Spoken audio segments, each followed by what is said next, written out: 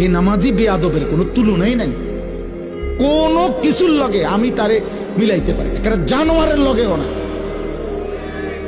কোন জানোয়ারের সাথেও আপনি বেনামাজিরে মিলাইতে পারতেন না, কারণ জানোয়ারের উপরে তো সেজদার হুকুম নাই। আপনি এর লগে এটা মিলাবেন কেমনে?